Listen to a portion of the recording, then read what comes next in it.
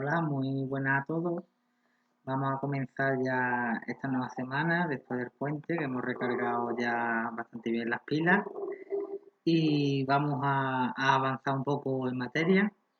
Como ya sabréis, no sé si os lo habrán contado, que la Junta ya ha creado una instrucción de que debemos de avanzar en aquellos contenidos mínimos, ¿vale? Y eso es a lo que nos vamos a dedicar de aquí a final de curso si no volvemos a las clases presenciales que lo dudo, ¿vale?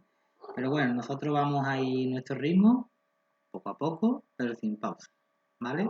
Y esta semana os traigo y os presento, ya vamos a adentrarnos en lo que a mí me gusta, que es la historia de España, sobre todo la historia de España contemporánea, ¿vale? Y para esta semana lo que vamos a ver es principalmente eh, el primer tercio, ¿vale? Del siglo XX español, que engloba la crisis de la Restauración y la dictadura de Primo de Rivera, ¿vale? Abarcaremos más o menos desde 1902, ¿vale? Que es cuando se produce la proclamación de Alfonso XIII como monarca español, hasta la caída de dicho monarca en 1931, el 14 de abril de 1931, que es cuando se produce la proclamación de la Segunda República Española, ¿vale? Todo ese periodo. Evidentemente, en ese periodo entra Miguel Primo de Rivera, la dictadura, ¿vale? Vale, vamos a comenzar ya con la introducción, ¿vale? Importante. Dos fechas marcarán los límites temporales de este tema, ¿vale? Por un lado, 1902, año de la subida al trono de Alfonso XIII, y 1931, año de la caída de la monarquía y proclamación de la Segunda República. Evidentemente, entre esos dos años asistiremos a la crisis del sistema de la restauración, ¿vale? La alternancia de partidos, asistiremos también a lo que ha ocurrido anteriormente, al desastre del 98, que es la pérdida de las colonias. A todos estos problemas también intentará de darle solución en esta crisis de la restauración los dos partidos dinásticos, ¿vale? Que serán por un lado el Partido Liberal y por otro lado el Partido Conservador, ¿vale? Digamos que la restauración la hemos visto nosotros a través de los trabajos que hiciste en la línea del tiempo, ¿vale? No sé si lo recordáis, ¿vale? Este sistema de la restauración se verá realmente, en- veremos realmente su crisis, sobre todo en dos fechas importantes, en 1909 con la Semana Trágica, ¿vale? Y sobre todo en 1917 con la sucesión de huelgas, con la famosa fiebre española, etcétera, ¿vale? Y ya a partir de 1918 más o menos a 1923, pues desaparecerá esa alternancia de dos partidos, que lo veremos ahora, ¿vale? Y empezarán ya los gobiernos de concentración, que no lo profundizaremos mucho, ¿vale? Pero para que entendáis, los gobiernos de concentración son diferentes fuerzas políticas que deciden unirse, ¿vale? Para poder gobernar, más o menos como lo que hay actualmente, ¿vale? Una aglomeración de partidos, evidentemente, de una tendencia. En el caso de la actualidad vemos que está el PSOE, Podemos, Esquerra Republicana, es decir, algunos partidos de la misma tendencia política más o menos, ¿vale? Que deciden agruparse para poder gobernar e intentar encontrar una solución. Aquí veremos también el protagonismo continuo del rey en política, ¿vale? Que finalmente llevará a apoyar a Miguel Primo de Rivera en su dictadura. Y el fin de la dictadura, pues digamos que Alfonso XIII, cuando cae la dictadura, ¿vale? Estoy introduciendo el tema para que me entendáis. Cuando cae la dictadura, pues le entregará de nuevo el poder, ¿vale? La famosa dicta blanda a dos militares, será Ramón Berenguer y Aznar, ¿vale? Que intentarán volver a la normalidad, pero será un fracaso y finalmente acabará ya con la proclamación de la dictadura, perdón, de la Segunda República, ¿vale? Pues vamos a comenzar ya este tema. Lo primero que quiero hacer y que yo creo que era importante es más o menos establecer la base sobre desde qué punto partimos, ¿vale? Porque es cierto que lo vimos por medio de trabajo, no lo vimos por clases directas, digamos, pero bueno, vamos a intentar ver desde qué punto partimos, ¿vale? En los años 70 del siglo XIX se instaló un sistema político en España conocido como la Restauración, ¿vale? Ideado por Cánovas del Castillo. ¿Esto qué quiere decir? La Restauración viene después de un periodo convulso, que es el famoso sexenio revolucionario, que es un intento de democratizar la política y la sociedad. Viene con este periodo abarca también la Primera República Española, la monarquía de Amadeo de Saboya, etcétera. ¿Vale? Pues cuando a esto se le pone fin, se implanta el famoso sistema de la Restauración, concretamente en el año 1974, ¿vale? Esta restauración tiene una serie de características, ¿vale? Principalmente va a intentar poner fin a los golpes de Estado tan locos que hay en el siglo XIX, a esa intervención de los militares en política. Va a instaurar el famoso bipartidismo, que también lo sufrimos actualmente, ¿vale? Ese bipartidismo, pues se trata de una alternancia de partidos en el poder, concretamente dos, por eso se llama bipartido, ¿vale? Será el Partido Conservador y el Partido Liberal. Los líderes de este momento pues son Cánovas para el Partido Conservador y Sagasta para el Partido Liberal, pero es cierto, ¿vale?, que ya ha avanzado el siglo XX, es decir, a partir del reinado de Alfonso XIII, estos líderes no serán los que liderarán, valga la redundancia, estos partidos, sino que serán sustituidos por Maura en el caso conservador y por Canalejas en el caso del Partido Liberal, ¿vale? Pero bueno, estamos repasando.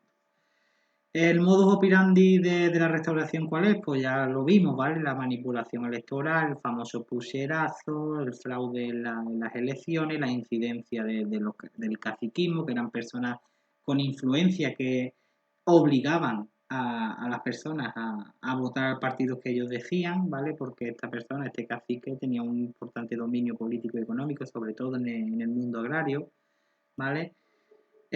Frente a la restauración, pues empezarán a surgir ya partidos de oposición, ¿vale? Republicanos, movimientos obreros, se fundará el PSOE, empiezan a aparecer ya con fuerza los nacionalismos, sobre todo el catalán y el vasco, ¿vale? Que digamos que no participaban en ese sistema de restauración porque estaba dominada por ese bipartidismo, ¿vale? Y además la restauración, que eso es importante, conlleva a la vuelta de la instauración de la monarquía borbónica en España, que se abandonó con Isabel II. Acordar, ¿vale? Que cuando Isabel II cae de su trono, en el año 1868, es cuando se instaura el famoso sexenio revolucionario que he citado anteriormente, que va desde 1868 hasta 1874, que es cuando se implanta de nuevo los Borbones, ¿vale? Y además es muy importante porque afectará a esta crisis de la restauración el famoso desastre del 1898, que eso no es más que la pérdida de las colonias ya que nos quedaban, sobre todo Cuba, Puerto Rico y Filipinas. Esto lo vimos, creo que lo hizo Rocío, que hizo este trabajo, ¿vale? Y todo lo que ello conllevaba, la pérdida de las colonias, pues digamos que supuso un importante impacto en la sociedad, ¿vale? Creará una crisis política, una crisis económica, una crisis cultural, etcétera, ¿vale? Y ese famoso término que es el regeneracionismo, ¿vale? Que no es más que esa crisis cultural que crearán los grandes autores. Aquí os he dejado una imagen, ¿vale?, de la guerra colonial. Ahí tenemos a guerrilleros cubanos, concretamente. Vale, importante, 1902. Con 16 años subirá al trono Alfonso XIII, ¿vale? El reinado de Alfonso XIII durará hasta la proclamación de la Segunda República, pero tendrá un pequeño paréntesis que será la dictadura de Primo de Rivera, que durará desde el año 1923 hasta 1930, ¿vale? Ahora vamos a ver por qué a partir del reinado de Alfonso XIII, aunque ya anteriormente también se mostraba esa crisis, esa debilidad de la restauración, entra en crisis este sistema de la restauración, ¿vale? Pues a los diferentes problemas que ahora vamos a plantear, ¿vale?, de por qué entró en crisis este sistema, pues digamos que los partidos dinásticos van a intentar proponer una serie de reformas, ¿vale?, pero que esas reformas van a ser totalmente incapaces de democratizar realmente la vida política y sobre todo dar cabida a la oposición. En España en esta época existía hambre, existía conflictividad social, existía poco acceso a la democracia, porque ya veis que el sistema político estaba totalmente dominado por el bipartidismo, ¿vale? No había un ambiente de democracia, de monarquía parlamentaria pura. Y además la conflictividad social era cada vez mayor, evidentemente, cada vez que hay hambre hay conflictividad en las calles, eso es así, ¿vale? Entonces, el primer motivo de por qué la restauración entra en crisis, por las reformas insuficientes, ¿vale? La reforma de medida fiscal que intentaron hacer los partidos dinásticos. Cuando hablamos de partidos dinásticos, ¿vale? Eso es el bipartidismo, son los dos partidos del sistema, digamos, que son el Partido Liberal y el Partido Conservador. Para que hagáis una idea, es como en la actualidad, sería como el PP, Partido Conservador, y el Liberal sería el PSOE, ¿vale? Bajo mi punto de vista, aunque esto ya es algo personal, se da mucha similitud entre este inicio del siglo XX español y el inicio del siglo XXI español, es decir, del actual, del nuestro ahora. Son muchas las semejanzas, ¿vale? Por eso lo de que los pueblos que no aprenden su historia están condenados a repetirla, pues es muy parecido bajo mi punto de vista, ¿vale? Pero bueno, esto ya cada uno saca sus propias conclusiones y para eso estamos aquí, para aprender historia y para que nos hagamos un lavado de mente que es muy importante, ¿vale? Y mientras más conocimiento adquirimos, mejor, más podemos debatir. Bien, esas reformas insuficientes, como ya he dicho, no mejoraban la vida de las clases trabajadoras. Digamos que esas reformas intentaban alejar un poco del Estado a la Iglesia, ¿vale? Porque la Iglesia cada vez estaba empezando a tener más peso y eso viene sobre todo del punto de vista de los liberales. El problema del nacionalismo catalán estaba cada vez más presente, ¿vale? Digamos que empezaron a aparecer ya grupos de concentración que querían no la autonomía, pero sí, no la separación, digamos, pero sí que Cataluña tuviese un poco más de autonomía, ¿vale? En cuanto a competencia. La Liga Regionalista, el Centre Català, etcétera, pero no vamos a entrar, ¿vale? Seguían, a pesar de la reforma, seguía habiendo influencia del bipartidismo, de los caciques, los fraudes electorales lo que hacían era mantener la estabilidad en el gobierno. En definitiva, todas estas reformas pues no incidieron sobre todo en la población base, ¿vale? En la población de clases bajas, que seguían pasando hambre y digamos que no se habían beneficiado por ninguna de las reformas que planteaban estos partidos dinásticos.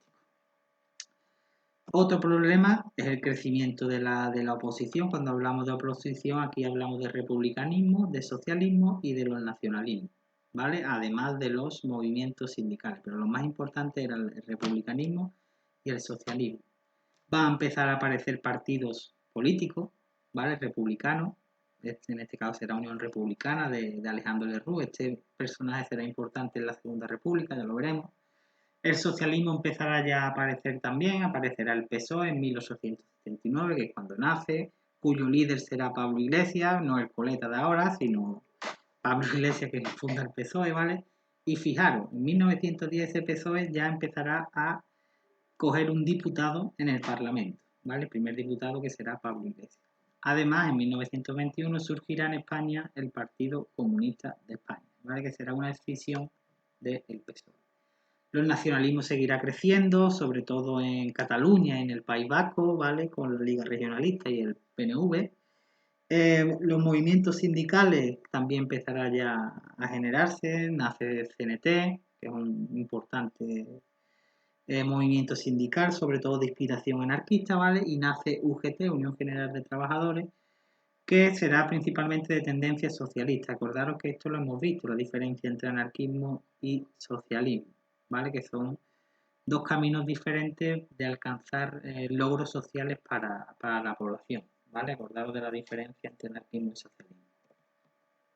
Aquí os he dejado un pequeño cuadro, ¿vale? Más o menos para que veáis la oposición al sistema de restauración y que, como ya digo, no tenían cabida en ese sistema de restauración porque estaban apartados y dominados por el bipartidismo del Partido Liberal y Conservador.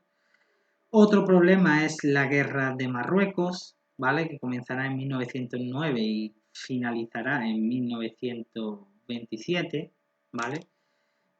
os planteo un poco la guerra de Marruecos. Vale, acordaros, en el desastre del 98 ya España pone fin a su imperio. ¿Vale? Ya ese imperio que viene de los Austrias, que viene de Carlos I y de Felipe II, ya ese se elimina. ¿Vale? Pero, ¿qué ocurre? Acordaros, estamos en los antecedentes de la Primera Guerra Mundial, ¿no? Estamos entre imperialismo, entre rearme, entre la famosa paz armada. Entonces España, a través de la famosa conferencia de Algeciras en 1906, acordaros que consigue acoger un pequeño parte de territorio, de terreno, en el norte de Marruecos, el famoso Rif marroquí, ¿vale? Que es más que nada una zona montañosa donde eh, había como importante, no me sale la palabra, zonas mineras, ¿vale? De determinados minerales que le interesaban al gobierno español, ¿vale? Pero evidentemente cuando España domina ese territorio pronto van a aparecer los conflictos con los indígenas, con las tribus marroquíes, ¿vale? Que estarán lideradas por Abd el-Krim, ¿vale? Este ejército español que está mal pertrechado y dirigido, ¿vale? Porque evidentemente España había entrado en una importante crisis económica, social, cultural con el desastre del 98, sufrirá importantes pérdidas, ¿vale? Importantes derrotas. En este caso será el desastre del Barranco del Lobo de 1909, ¿vale? Que será un detonante importante de la Semana Trágica que lo veremos ahora. Donde, fijaros, mueren 153 soldados españoles y unos 600 fueron heridos. Aquí tenemos el desastre del Barranco del Lobo, una imagen real, ¿vale? Con cuerpos y cadáveres de soldados españoles. Bien, seguimos estando en el ambiente de la guerra de Marruecos, en concreto en el año 1909. Hemos visto cómo pierden soldados españoles y es necesario buscar, ¿vale? Nuevos soldados. ¿Qué hacen? Acuden a los famosos reservistas, que son personas que ya han realizado el servicio militar, pero que están en la reserva, ¿vale? Vale. Este reclutamiento de esos soldados reservistas ya licenciados desencadenará una importante revuelta popular en Barcelona, ¿vale? Que es conocida como la Semana Trágica de Barcelona. Evidentemente, esta Semana Trágica de Barcelona no será solo por este motivo, por el motivo de la llamada a los reservistas, sino que se unirán ya diferentes dogmas anticlericales, digamos que consignas ya republicanas, anarquismo, etc. ¿Qué hace la población de Barcelona cuando se les llama a esos reservistas? Se levanta, ¿vale? Se echan a la calle y establecen una huelga general, una huelga de protesta que se va a convertir en una insurrección, barricadas en las calles, incendios de iglesias, etcétera. Este levantamiento o esta rebelión será sofocada por el ejército, ¿vale? Que provocará importantes y numerosos muertos y una importante protesta internacional y la caída del gobierno de Maura, que lo será sustituido por Canalea. Como ya digo, esto supuso un duro golpe para el sistema de la restauración, ¿vale?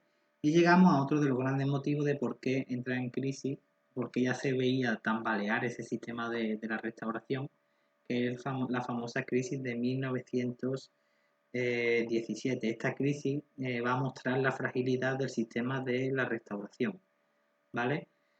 Que se puede ver por múltiples ámbitos. Por un lado estará la actitud dictatorial del gobierno, que empezará ya a gobernar por decreto ley sin contar con la opinión del resto de fuerzas políticas. Estará por el lado también de los sectores del ejército, que van a protestar por el sistema de ascenso que favorecía a los militares que participaban en Marruecos. Huelgas revolucionarias, ¿vale? Lideradas por CNT y UGT, influencia de la fiebre española, que provocará 50 millones de fallecidos, que afectará, mejor dicho, a 50 millones de personas en el mundo, la crisis económica heredada de la Primera Guerra Mundial. Recordaros que España no participa en la Primera Guerra Mundial de forma directa, sino que participa como abastecedora, ¿vale? Y eso le generará unos beneficios económicos y cuando se pone fin a la guerra, digamos que la economía volverá a caer porque digamos que está en una base bastante frágil, ¿vale? En definitiva, todo lo anterior va a demostrar que el sistema de la restauración está llegando ya a su fin y que era incapaz de atender las exigencias políticas, económicas y sociales del pueblo español. ¿vale? Además, en Marruecos también se producirá el famoso desastre del Anual, ¿vale? Con el que es otra derrota del ejército español en Marruecos, en el que murieron más de 9.000 soldados, ¿vale? Donde va a empezar ya a intentar esclarecer los hechos y depurar responsabilidades, hombre, porque es un desastre donde mueren 9.000 soldados españoles, ¿vale? El famoso desastre del Anual de 1921, ¿vale? Repito. Vale. Ante esto, el pueblo español ya empieza a reclamar un cambio, ¿vale? El gran autor del libro, Joaquín Costa, ¿vale? Que de su libro Oligarquía y Caciquismo, si queréis leerlo, eh, definía, ¿vale? Esta figura de lo que debía de aparecer o de lo que el pueblo reclamaba como un cirujano de hierro. La necesidad de un cirujano de hierro, de alguien que estableciera pautas fiables. ¿Vale? Y aparece la figura de Primo de Rivera, que en 1923, ante la incapacidad de los partidos dinásticos para reformar el sistema y reducir la conflictividad social, dirigió un golpe de Estado, que va a contar con el consentimiento del rey, de las grandes empresas nacionales españolas y de algunos políticos conservadores. ¿Vale? Ahí tenemos una foto de Alfonso XIII y el general Miguel Primo de Rivera, porque Miguel Primo de Rivera era un militar, ¿vale? Eso no se nos puede olvidar, por eso es un golpe de Estado y una sublevación militar.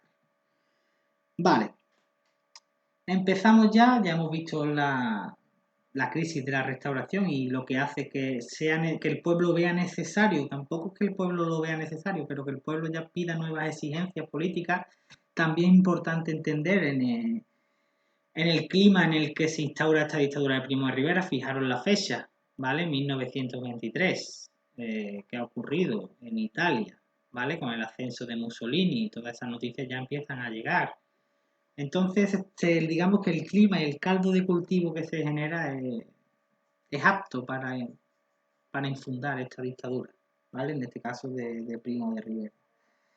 Deciros de la dictadura que es un régimen autoritario y militar, ¿vale? Que va a intentar pretender solucionar los graves problemas de España desde el punto de vista militar siempre, ¿vale? Sin contar con fuerzas políticas. ¿Qué más os puedo decir? Que el golpe de Estado cuando se produce, pues será el 13 de septiembre en 1923. El general Primo de Rivera pues declarará el estado de guerra y se dirigió al rey para exigir que el poder pasase a mano de los militares. Evidentemente, el propio Primo de Rivera se va a mostrar como un cirujano de hierro, ¿vale? Que intentará sacar al país de la crisis política y social en el que se está moviendo en los últimos años, ¿vale? Como ya os he dicho, el rey va a aceptar ese directorio militar que rápidamente va a suspender el régimen parlamentario constitucional. Es decir, ¿esto qué significa? Esto significa que todo el andamiaje político, social, constitucional de la restauración queda eliminado y suspendido. ¿Vale? Ahí os dejo un texto de la justificación del golpe. Vale. Estos sublevados van a declarar el estado de guerra, suspenderán las garantías constitucionales y la disolución de las Cortes. El régimen de la Constitución de 1876, que es el régimen de la restauración, era sustituido por una dictadura militar que tendrá dos fases. Una primera fase, el directorio militar, del 23 al 25, y una otra parte, el directorio civil, 1925-1930. Las primeras medidas que establece dentro del directorio militar se prohibirán los partidos políticos, se prohibirán los sindicatos, se disuelven las cortes, se prohíbe y se persigue el nacionalismo catalán y vasco, ojo con esto, ¿vale? Se pondrá punto y final a cualquier punto de interés de nacionalismo catalán, de cualquier tipo de nacionalismo catalán o vasco. Esto ocurrirá también con Franco, ¿vale? Como para que veáis cómo estos cirujanos de hierro o estos dictadores, pues, emanan de ese sentimiento de nación española, ¿vale? De indisoluble, de nación unida, ¿no? Que también vemos actualmente en algún que otro discurso, por desgracia. Vale, al disolverse los partidos políticos, ¿vale? Pues creará la propia, al estilo de la Italia fascista, al estilo de Hitler, del régimen nazi, se creará un partido único. Acordaros que en el caso del fascismo italiano el Partido Nacional Fascista, en el caso de la dictadura de Primo de Rivera será la Unión Patriótica. ¿Vale? Cuidaros el nombre, ¿cómo suena? Unión Patriótica. Vale, voy a mirar mi guión que no se me quede nada por aquí. Vale. Empezamos ya con la primera etapa, ¿vale? Esta primera etapa, el propio Primo de Rivera la va a denominar como provisional, ¿vale? Primo de Rivera va a asumir todos los poderes, va a suspender la Constitución, va a disolver las Cortes y va a prohibir los partidos políticos. Esto ya lo hemos repetido con anterioridad. Su principal programa y su principal objetivo, ¿cuál es? Terminar literalmente con los males de España. ¿Cuáles son los males de España? Todo el desorden social, de la conflictividad, de la huelga, de los diferentes movimientos sindicales, de CNT, de UGT, acabar con el caciquismo, el problema de Marruecos y los problemas económicos derivados del desastre de 1998 y del fin de la Primera Guerra Mundial. ¿Vale? Se van a abolir las libertades, los derechos de huelga y reunión, como todos los movimientos de inspiración fascista, ¿vale? Porque la dictadura de Primo de Rivera es un movimiento, es una dictadura de inspiración fascista, ¿vale? No es 100% fascista, pero es de inspiración, ¿vale? Va a intentar restablecer el orden público, que eso es muy importante, era muy importante, ya que en la época en la que estábamos había cierto desorden, por todo lo que hemos visto con anterioridad, censurar a la prensa, prohibirá el regionalismo, ya lo hemos visto antes, cuando habla de prohibir el regionalismo se refiere a los nacionalismos vasco y catalán, ¿vale? En definitiva, va a intentar seguir el modelo fascista de crear un sistema corporativo de Estado, acordaros, ¿vale? Con un partido único. Acordaros lo que significaba el sistema corporativo de Estado, ¿vale? Donde no existirá ningún tipo de derecho a huelga, no existirá ningún tipo de movimiento sindical, sino todo estará controlado por el partido, ¿vale? El partido tendrá su propio sindicato, establecerá la relación con los trabajadores, el partido o el Estado controlará la economía, ¿vale? Dirá que hay que producir, cómo y cuánto, ¿vale? Bien, aquí tenemos más imágenes. Esta que os pongo aquí, este es el directorio, ¿vale? Conformado por todos los líderes de la dictadura de Primo de Rivera. Aquí tenemos a Primo de Rivera, aquí a Alfonso XIII, ¿vale? Aquí lo tenemos también. Logro importante que va a producir o que va a lograr Primo de Rivera, pues poner fin al conflicto de Marruecos, ¿vale?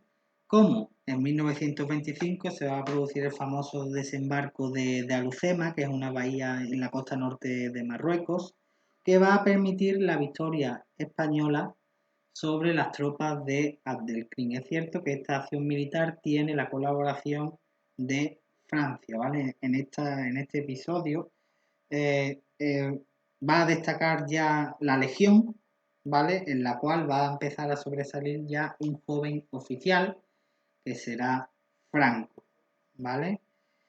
La guerra va a finalizar en 1927, cuando digamos ya que las tropas españolas dieron por concluida la ocupación efectiva de todo el protectorado y derrotarán a Abdelkrim, ¿vale? En esta guerra, ya lo veremos en la guerra civil, la incidencia que tendrá, va a empezar ya a destacar los famosos militares como Sanjurjo, Varela, Franco, General Mola, Muñoz Grande, etcétera, ¿vale? Y va a, digamos, a restablecer ese prestigio que había perdido el ejército español en los dos desastres anteriores, ¿no? El desastre del Barranco del Lobo y en el desastre del anual de 1921, ¿vale? En definitiva, la victoria en Marruecos y los éxitos económicos obtenidos durante el escaso tiempo, 2 años del directorio militar, afianzarán en el poder al general Primo de Rivera. ¿Vale? Deciros que hay muchos historiadores que afirman que si Primo de Rivera aquí hubiese decidido volver a la normalidad constitucional, es decir, ya habría acabado con los problemas anteriores y hubiese intentado establecer un régimen político, constitucional, con partidos políticos, digamos que la figura de Primo de Rivera estaría mejor vista, ¿vale? Ya no sería tanto como un dictador, como tiene una mano de hierro, sino como alguien que intentó paliar los problemas de España. Pero ¿qué ocurre? Él decidió continuar con la fase siguiente de la dictadura, ¿vale? Que es el directorio civil. Aquí tenemos a Abdelkrim, aquí tenemos una foto tomada del desembarco de Alhucemas y comenzamos ya con la nueva etapa, ¿vale? La famosa etapa del directorio civil, ¿vale? Bien. El directorio civil durará desde 1925 hasta 1930, ¿vale? Con una situación, el país ya se vuelve un poco más estable, se ha establecido el orden público, ¿vale? Pero ya recuerda cómo se ha establecido el orden público, prohibiéndolo todo, ¿vale? Y aprovechando la finalidad, la popularidad ganada en la guerra de Marruecos, Primo de Rivera, en lugar de retirarse, forma un nuevo gobierno, en que dio entrada a personalidades civiles, es decir, es una mezcla entre, digamos que cuando hablamos de directorio es una agrupación, ¿vale?, de personas que están bajo el poder de Primo de Rivera, pero que hacen como una especie de función de ministro, ¿vale?, para que lo entendáis un poco. Y que va a dar entrada ya no solo a militares, sino también a algunas personalidades civiles, es decir, a personas que no son militares, ¿vale? ¿Cuál es la principal función? ¿Cuál es el principal objetivo que tiene Primo de Rivera en el directorio civil? Pues es intentar institucionalizar la dictadura, es decir, crear ya un andamiaje político dentro del régimen, ¿vale? Como crear unas instituciones, crear una estructura, para que lo entendan, ¿vale? Que reemplace a la restauración. Para ello crea y convoca la Asamblea Nacional Consultiva en 1927, que es un órgano de gobierno consultivo, ¿vale? No tiene mucho poder, pero algo tiene, que va a intentar redactar una nueva constitución, porque recordaros que la constitución de la restauración de 1876 se le ha puesto fin, es decir, la ha prohibido, la ha suspendido. Entonces, esta asamblea va a intentar redactar una nueva constitución. Lo hace, la crea, pero ¿qué ocurre? Esos civiles que entran en el gobierno van a empezar a dar fuertes poderes o amplios poderes al rey, y eso a Primo de Rivera no le va a gustar mucho, ¿vale? Y en definitiva no va a no va a aportar una alternativa férrea, una alternativa clara, ¿vale?, a la restauración, porque no hay una base ideológica definida, ¿vale? Por lo tanto, esta nueva constitución, digamos que va a resultar un auténtico fracaso. Este intento de institucionalizar el régimen va a resultar un auténtico fracaso, ¿vale? Bien, lo que sí es cierto es que esta parte ya del directorio civil, ¿vale?, digamos que va a favorecer un importante auge económico, una expansión económica, ¿vale? Digamos también que se va a apoyar, acordaros, en los famosos felices años 20, ¿vale? Pero es cierto que una serie de medidas que la vamos a ver ahora digamos que favorecieron al desarrollo o al inicio del despegue económico del país, ¿vale? Que acordaros que estaba anclado sobre todo a partir de la crisis de 1917 que hemos visto anteriormente. ¿Cuáles son las actuaciones que realiza el directorio civil en materia económica? Pues empezará a crear diferentes y numerosas obras públicas. Hablamos de creación de carreteras, hablamos de desarrollo mejor de los ferrocarriles, obras hidráulicas como pantanos, canales, etc., ¿vale? Va a crear empresas nacionales, CAPSA, Iberia, Telefónica, que ya ninguna son nacionales. Creo que Iberia, tengo dudas si Iberia actualmente es nacional. Creo que no, pero tengo mis dudas, ¿vale? Pero las otras seguro que no, que ya están privatizadas. Va a impulsar la actividad industrial, el sector servicio, ¿vale?, el sector terciario, y va a empezar a desarrollar la exposición iberoamericana de Sevilla de 1929, ¿vale?, que digamos que lo que intenta es blanquear un poco, porque coincide también con la de Barcelona, pero la de Barcelona no es iberoamericana, la de Barcelona es mundial. Iberoamericana se refiere a los países de habla hispánica, ¿vale?, de habla castellana, perdón.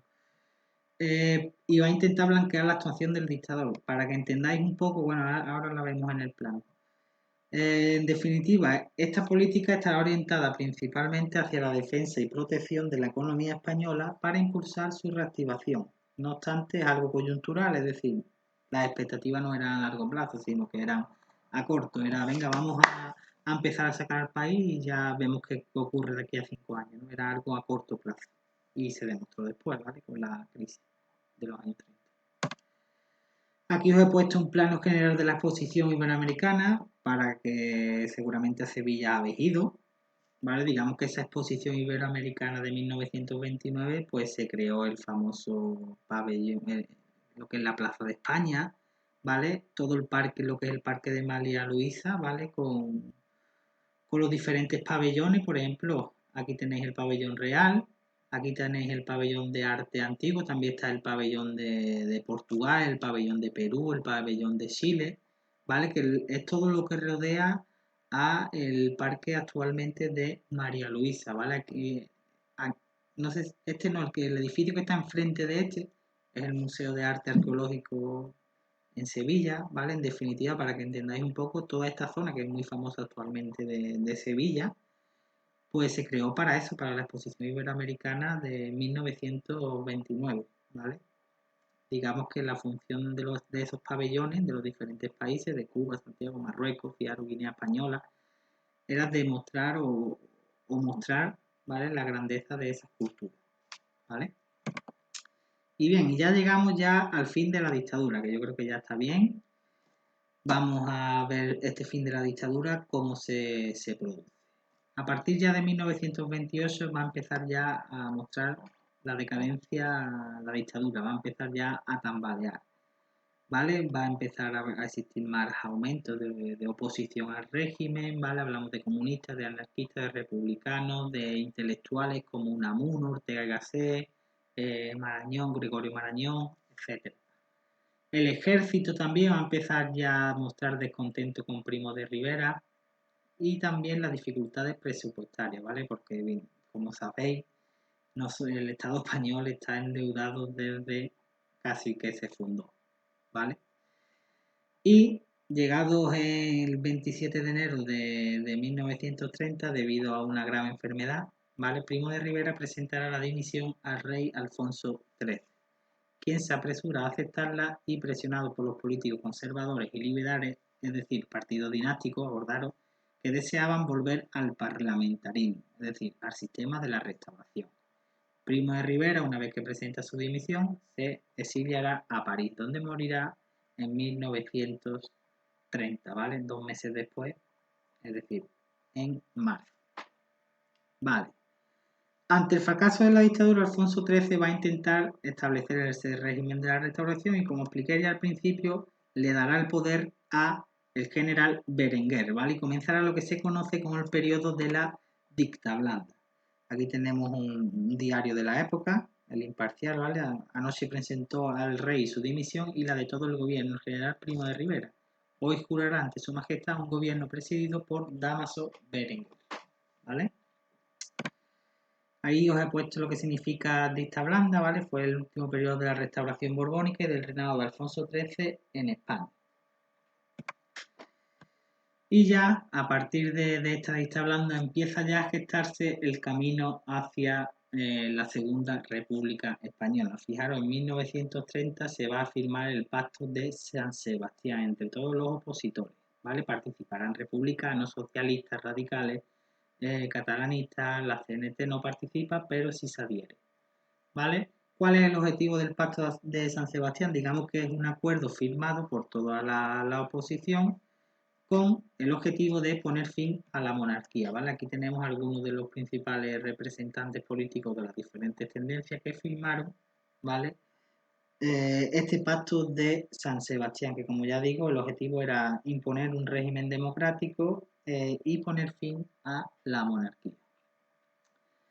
Ante la situación cada vez más tensa y más convulsa, el general Berenguer, que es quien establece la dicta blanda, dimite en febrero de 1931, fijaros, siendo sustituido por el almirante Aznar, es decir, otro militar, quien va a formar un gobierno de concentración con políticos de los viejos partidos dinásticos. Fijaros, Aznar accede al poder en febrero de 1931, ¿vale? Y convocará elecciones para abril de 1921. Por lo tanto, digamos que tendrá un gobierno de unos 2 meses, ¿vale?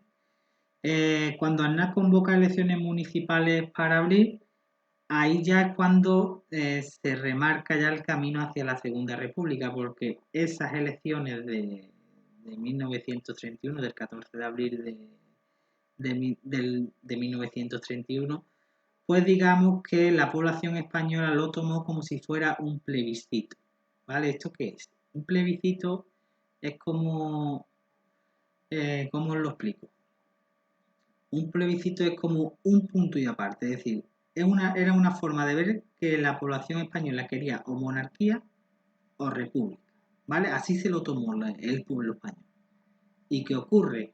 Es cierto que aunque las candidaturas monárquicas lograron mayoría, pero ¿qué ocurre? Que las candidaturas republicanas van a triunfar en las grandes ciudades de España. Por lo tanto, se interpretó esto como un deseo mayoritario de la población española de implantar la república. Ante esto, Alfonso XIII se ve obligado a cesar de sus funciones y abandona España camino del exilio. Por lo tanto, el 14 de abril se proclamará la Segunda República Española. ¿Vale? Aquí tenemos el documento que escribe Alfonso XIII mostrando su dimisión, ¿vale? Una nota de gobierno. Y aquí os pongo una foto de la proclamación de la Segunda República Española en 1931 que veremos la semana siguiente. Pues nada, con todo esto espero que os haya servido, que sirva el vídeo, ¿vale? Yo creo que está bastante conciso y bastante claro y ya sabéis, cualquier duda me preguntáis, ¿vale? Un saludo y buena semana.